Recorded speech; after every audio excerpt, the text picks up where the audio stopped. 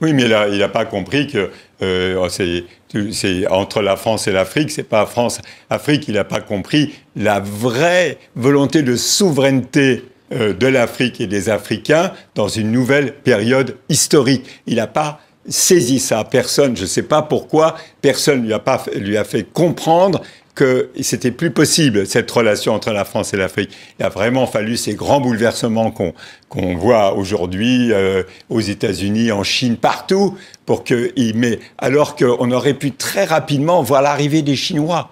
Moi, dans les milieux d'affaires français, ils disaient « Oh, les Chinois, c'est pas grave, nos amis africains auront besoin de nous. » Non, je veux dire, ils ont pas vu à quel point les Africains, ils allaient jouer de cette divergence entre les grandes puissances, etc. Oui. Ils n'ont pas compris, ils ont commencé à comprendre quand ils ont soutenu la Russie contre l'Ukraine. Mais à Paris, on a mis du temps à comprendre. C'est quoi, une forme de paternalisme un peu à l'ancienne? J'ai écrit un jour un bouquin qui s'appelait « Arrogant comme un Français en Afrique », mais ça a eu beaucoup de succès, évidemment. Mais parce qu'on n'a pas compris les changements profonds de l'Afrique, parce qu'on était toujours dans cette attitude un peu toujours en surplomb, mais à juste titre, parce qu'encore une fois, cette période historique, moi qui ai connu cette France-Afrique pendant 30 ans, je peux vous dire, on était vraiment, il y avait des cordonniers, des coiffeurs, je veux dire, Abidjan, c'était vraiment une petite ville française. Hein. Oui. Alors, cette interview est très, très, très intéressante. Je vous prie de prendre le temps de regarder cette interview et de partager au maximum. Réagissez en commentaire.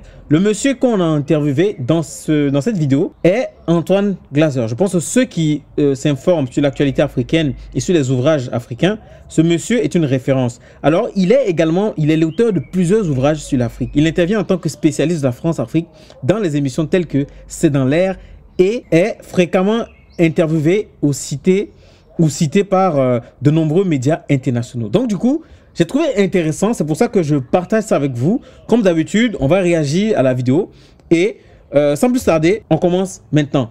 Et voici que vous publiez un polar incroyable qui s'appelle Sombre Lagune aux éditions Fayard, vraiment dans une sorte de série noire. J'allais presque vous dire, ça nous amène à Abidjan, ça nous amène avec une enquête pour corruption, avec les relations entre la France et l'Afrique. Tout ça n'est qu'imagination. Non, enfin, il n'y a jamais, vous le savez bien en tant que journaliste, il n'y a jamais une imagination par bien de quelque chose. Mais c'est vrai qu'à travers la fiction, ça permet quand même de dire un certain nombre de choses. Il n'y a pas, évidemment, c'est pas une enquête, mais il y a des éléments dans ce livre qui ont vraiment existé. Et simplement, évidemment, j'ai brodé, j'ai fait en sorte qu'on ne sache pas exactement. C'est pas une enquête, mais c'est... Oui. Tout n'est pas vrai, mais rien n'est faux, quoi. Oui, mais vraiment, alors c'est un homme, un négociant en vin, qui va se retrouver enquêteur, d'une certaine manière, sur des magouilles qui se passent et qui, à un moment donné, au péril de sa vie, il est pris dans ces relations confuses entre la France et l'Afrique. C'est-à-dire, ce que j'ai voulu montrer, c'est que finalement, cet importateur de vin, en fait, qui est un honorable correspondant des services secrets français, se trouve confronté à une période historique où la France n'est plus chez elle en Afrique. Et lui a continué à se croire dans la Côte d'Ivoire, du Fouet-de-Boigny, de cette période, ce qu'on appelle la France-Afrique, cette période un peu historique, où avec ce système intégré français, où il y avait 50 000 Français à Abidjan. Et c'est vrai qu'il n'a pas compris qu'il était en déphasage par rapport à des réalités africaines, où finalement, les pouvoirs africains, ils ont le monde entier dans leur salle d'attente, ils font ce qu'ils veulent. Ils n'acceptent plus de recevoir des leçons, encore moins de la Tour Eiffel et de la France que de qui que ce soit d'autre. Et à ce moment-là, ce type se trouve complètement déphasé. Son propre service, finalement, ne le défend pas vraiment parce qu'ils sentent bien qu'ils sont plus chez eux. Il y a des gens du Mossad, il y a le Hezbollah libanais, c'est plus la France-Afrique, c'est la Côte d'Ivoire et le monde. Mais tout ça pourrait être vrai ou est vrai, quelque part? Quelque part, c'est pas comme ce que je raconte dans le livre, mais quelque part, oui, c'est la lagune, c'est cette lagune absolument incroyable à Abidjan que vous connaissez. Ça veut dire avec ces marchés comme Adjamé, avec 500 000 personnes, avec cette lagune un peu mystérieuse, avec ce port autonome d'Abidjan où il y a bien sûr, d'ailleurs, tous les jours, vous avez quand même des histoires de trafic de drogue, de cocaïne qui arrivent d'Amérique latine, qui transitent par le port d'Abidjan pour aller en Europe. Europe. C'est pas moi, c'est pas une révélation. Hein. Oui. Tous les jours, il y a ce genre d'histoire officielle. Et donc, il y a une toile de fond qui est vraiment la Côte d'Ivoire d'aujourd'hui, où j'ai mis évidemment des personnalités. Il y a encore une fois, évidemment, moi je vois les personnages. J'ai évidemment changé complètement leur nature, leur fonction, pour pas qu'on puisse les identifier. Mais en fait, ce qu'il dit, c'est que dans son livre, dans l'ouvrage qu'il a fait, en fait, tout ce qu'il raconte sont des histoires qui se rapprochent vraiment de la réalité. Et que le choix qu'il a fait, c'est qu'il est journaliste, il doit garder l'anonymat. Donc, il a réécrit les histoires et réadapté de telle sorte à ce que les gens soient informés de ce qui se passe réellement dans les couloirs sombres, mais c'est une réalité. Donc, ça, il ne faut pas forcément... Bon, il ne veut pas s'entacher et tâcher certaines personnes ou dénoncer certaines personnes, mais ce sont des pratiques qui sont courantes. C'est des pratiques qui sont courantes. Ce n'est pas seulement la Côte d'Ivoire. Ça existe un peu partout dans le monde. Mais voilà, le cas de l'Afrique, vu que c'est quelqu'un qui est spécialiste de la France-Afrique, et c'est là qu'il va aussi révéler tellement de choses sur les rapports entre la France et l'Afrique et la Côte d'Ivoire, etc. Est-ce que ce rapport-là est toujours pareil de cette France? Comment est-ce que les Africains voyaient les Français ou la communauté française il y a peut-être 30, 40, 50 ans? Est-ce qu'aujourd'hui, c'est toujours d'actualité? Et vous allez voir, au fur et à mesure qu'on va avancer, il va déconstruire ce que les gens pensent de cette Afrique-là, ce que les gens pensent que venir en Afrique, c'est l'Eldorado pour certaines personnes parce qu'ils seront accueillis comme des rois, comme des princes. On continue de regarder. tout n'est pas faux. Voilà, Oui, c'est ça. mais rien n'est totalement vrai. Mais quand vous dites, au fond, la France n'a pas compris qu'aujourd'hui, il y a le monde entier dans la salle d'attente de ces pays africains, que la France n'est plus la bienvenue. C'est le fil rouge. Ça veut dire la France a été tellement, pendant une période historique, des indépendances de 60 jusqu'à la chute du mur de Berlin en 90, et se croyait vraiment tellement chez elle en Afrique. Elle avait exporté sur l'ensemble du continent, et en particulier, surtout en Côte d'Ivoire. Je veux dire, où il y avait une sorte de communauté de destin entre la France et l'Afrique. Les jeunes ne savent pas, par exemple, que les anciens présidents comme Houphouët-Boigny ou Léopold Sédar Senghor du Sénégal avaient été ministres dans des gouvernements français. Donc, il y avait une espèce comme ça de cette France-Afrique à l'ancienne. Et la France a vécu au nom de la lutte contre l'Union soviétique. Elle a été chez elle, avec un système intégré politique, militaire, financier. Et à partir de ce moment-là, à la chute du mur de Berlin, on a un peu continué à faire comme si on était chez nous. Et donc, c'est un peu ce paysage-là, ce climat, où vous avez un peu ce soldat perdu qui se croit encore dans l'Afrique à l'ancienne, où il pense que comme ça, il suffit d'appuyer. Il est très surpris de voir la réaction, y compris de ses propres autorités françaises, qui ne savent plus trop quoi faire, qui sont dépassés. En fait, la France est dépassée. L'armée française, on l'a vu dans le Sahel, s'est trouvée hors sol par rapport aux réalités du terrain. Parce que quand vous aviez l'armée, par exemple, française avait des relais dans les coopérants. Il y avait ça en 80, moi j'ai connu Abidjan en 80, il y avait encore 50 000 Français. Donc vous aviez évidemment des relais dans toutes ces sociétés. Avec la France était encore vraiment chez elle en Afrique. Et à partir de ce moment-là, il y a eu un déphasage, 90. On a continué comme ça, d'où enfin on a vu ce qui s'est passé dans le Sahel. Maintenant, mais même la Côte d'Ivoire, maintenant, c'est la base s'appelle la base de Ouattara, parce que c'était le premier chef d'état-major de l'armée ivoirienne. C'est plus 43e Bima, etc. Il y a un retrait français qui s'est fait tardivement, une conscience tardive des réalités. La France n'a pas vu l'Afrique se mondialiser. Oui. Et c'est un peu ça que j'ai voulu montrer. Mais quand vous dites un retrait français, on aurait presque envie de vous dire, en fait, c'est peut-être l'Afrique qui a mis la France dehors, plus que la France qui est sortie d'elle-même. On s'est fait clairement virer. Mais on s'est fait virer en particulier dans l'ensemble des pays du Sahel. Mais la France n'a pas vu cette souveraineté africaine. Elle n'a pas vu. Je veux dire, vous savez, c'est terrible. On dit toujours c'est horrible. Mais quand vous avez des filles, des élèves de Chibok, au Nigeria qui se font enlever, ils vont pas demander au Premier ministre britannique de s'intéresser et de dire qu'est-ce que vous allez faire. Mais pendant très longtemps, quand il y avait un criquet qui se tridulait dans le Sahel, c'était la France qui se considérait responsable et qui intervenait. Donc il faut quand même, à un certain moment donné, bon, on sait, c'est l'Afrique des Africains, et finalement, on était vraiment en déphasage. Moi, j'appelle ça un anachronisme historique. Oui. On est dans un anachronisme historique. Oui, mais alors cette phrase d'Emmanuel Macron, quand vous le dites, effectivement, les Français se sont fait sortir, notamment du Sahel. Emmanuel Macron a dit « On a oublié de nous dire merci ». Oui, mais parce que c'est une phrase. Emmanuel Macron, il a cru qu'en faisant des rapports, vous avez rapport Benjamin Stora pour l'Algérie, vous aviez le rapport Duclerc pour le Rwanda. Maintenant, il y a une historienne qui s'appelle Karine Ramondi, là, qui est en train de sortir un rapport intéressant d'ailleurs sur le Cameroun, sur la présence, comment les répressions de la France dans ces pays pendant une période historique.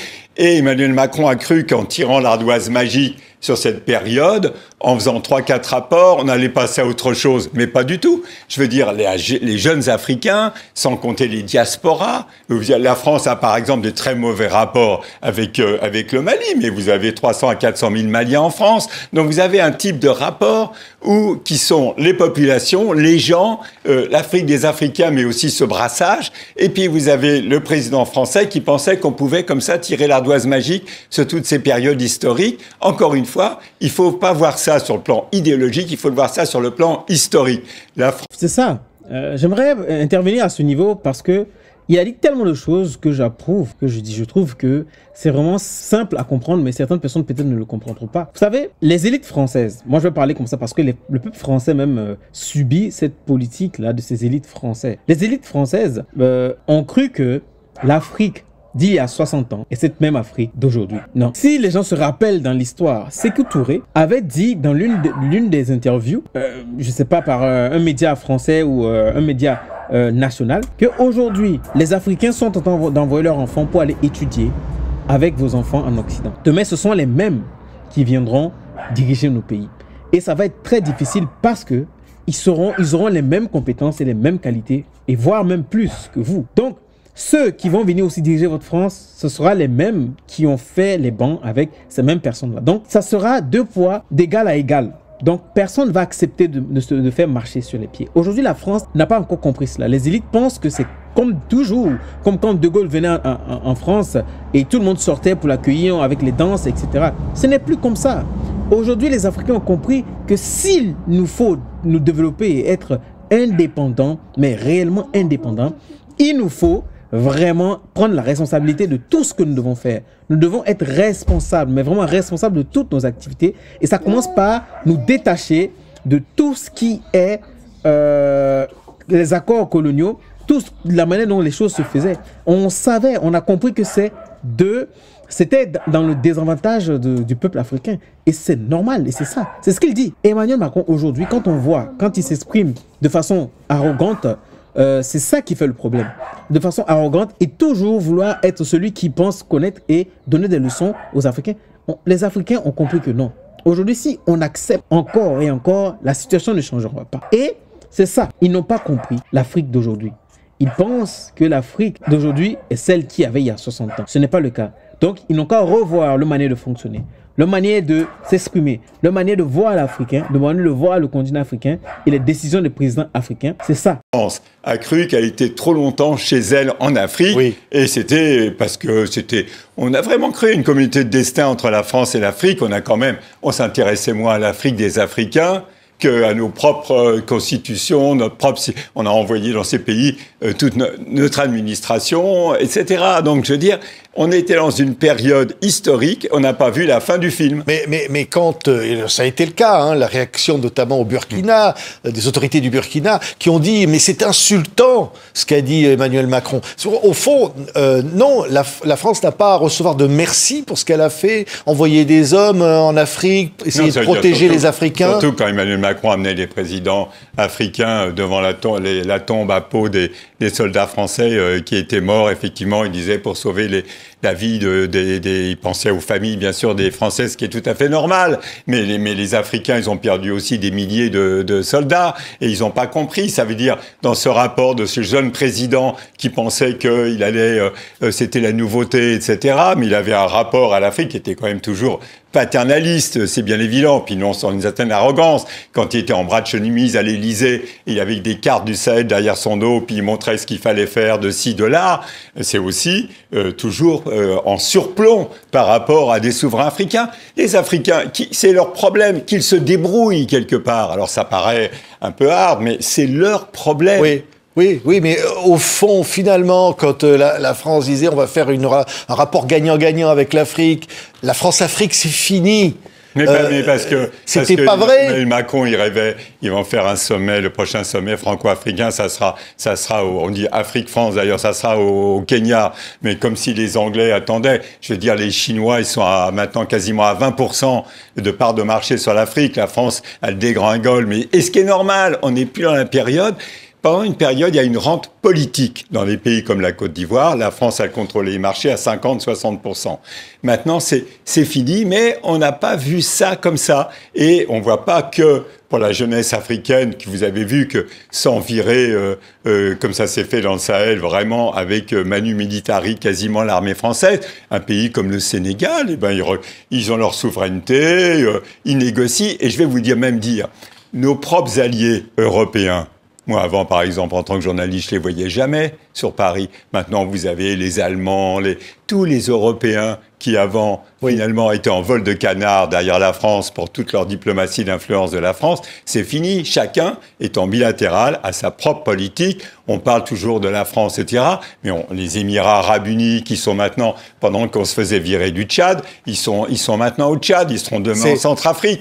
Moi, je suis surpris de l'aveuglement français. Oui, c'est faux, vous dire, mais c'est le cours de l'histoire. Bien sûr. Mais au fond, quelque part, est-ce que l'Afrique est gagnante?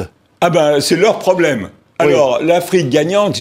Merci, c'est ça. C'est-à-dire qu'il faudrait qu'on apprenne à assumer nos responsabilités. Et c'est ce qu'il dit. Laisser l'Afrique aux Africains, ça c'est leur problème.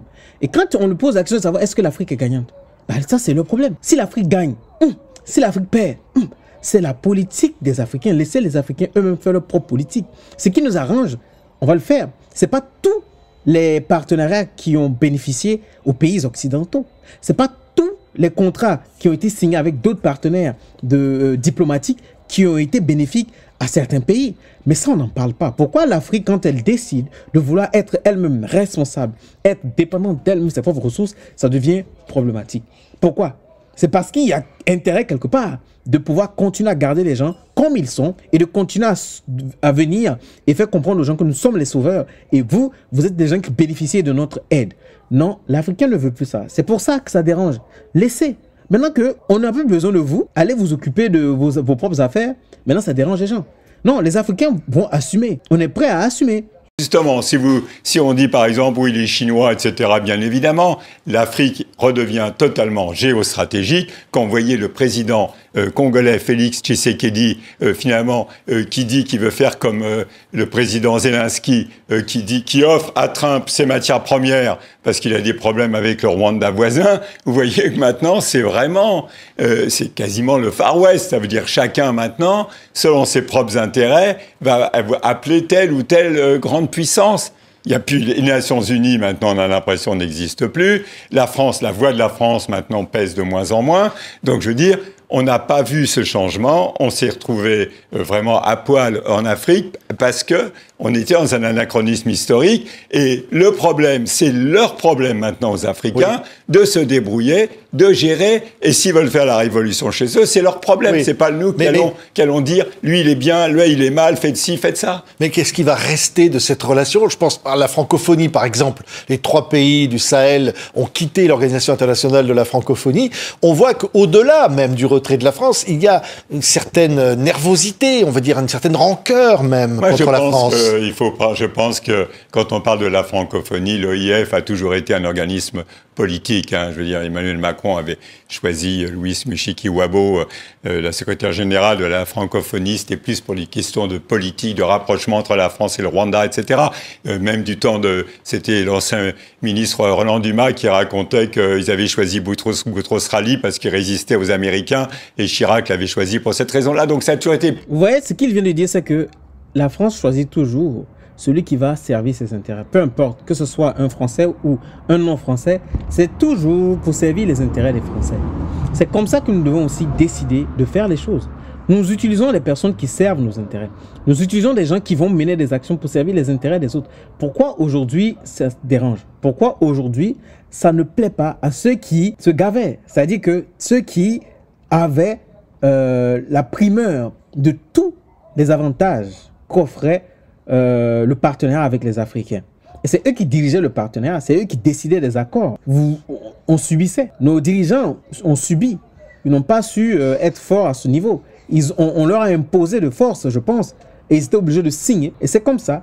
Et quand il prend l'exemple de la francophonie où Emmanuel Macron a choisi une personne qui allait servir les intérêts, et c'est ça qu'il donne comme exemple. Sachez que tous les choix qui sont faits par ces gens-là, pour nous, ne nous servira jamais.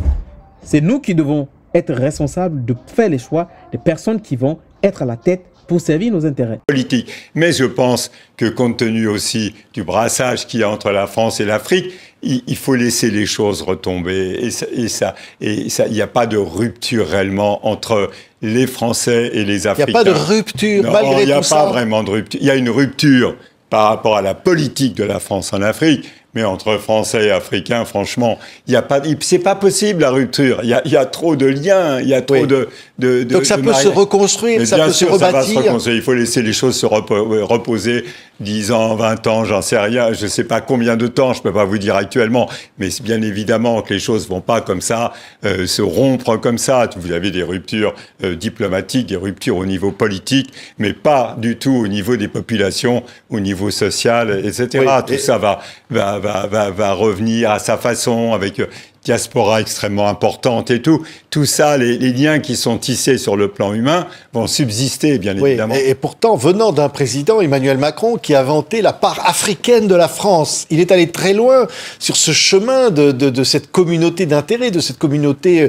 presque au-delà d'ailleurs des intérêts entre la France et l'Afrique. Oui, mais là, il n'a pas compris que c'est entre la France et l'Afrique, c'est pas France-Afrique. Il n'a pas compris la vraie volonté de souveraineté de l'Afrique et des Africains dans une nouvelle période historique. Il n'a pas saisi ça. Personne, je ne sais pas pourquoi, personne lui a fait comprendre que c'était plus possible, cette relation entre la France et l'Afrique. Il a vraiment fallu ces grands bouleversements qu'on voit aujourd'hui aux États-Unis, en Chine, partout, alors qu'on aurait pu très rapidement voir l'arrivée des Chinois. Moi, dans les milieux d'affaires français, ils disaient « Oh, les Chinois, c'est pas grave, nos amis africains auront besoin de nous. » Non, je veux dire, ils ont pas vu à quel point les Africains, ils allaient jouer de cette divergence entre les grandes puissances, etc. Oui. Ils n'ont pas compris. On a commencé à comprendre quand ils ont soutenu la Russie contre l'Ukraine. Mais à Paris, on a mis du temps à comprendre. C'est quoi, une forme de paternalisme un peu à l'ancienne? J'ai écrit un jour un bouquin, il s'appelait « Arrogant comme un Français en Afrique ». Mais ça a eu beaucoup de succès, évidemment. Mais parce qu'on n'a pas compris les changements profonds de l'Afrique. Parce qu'on était toujours dans cette attitude un peu toujours en surplomb, mais à juste titre, parce qu'encore une fois, cette période historique, moi qui ai connu cette France-Afrique pendant 30 ans, je peux vous dire, on était vraiment, il y avait des cordonniers, des coiffeurs, je veux dire, Abidjan, c'était vraiment une petite ville française. Hein. Oui, mais chers amis, voici ce qu'il dit, et ce que j'ai bien aimé, c'est qu'il fait comprendre que les élites françaises, Emmanuel Macron d'ailleurs, n'a pas compris la soif de souveraineté des jeunes Africains, de la jeunesse africaine, des peuples africains qui en ont marre d'être toujours pris comme des élèves, des enfants, c'est ça. Cette soif de souveraineté leur a donné une claque et ça leur a surpris. Et ils ne comprennent plus, ils sont en train de se chercher.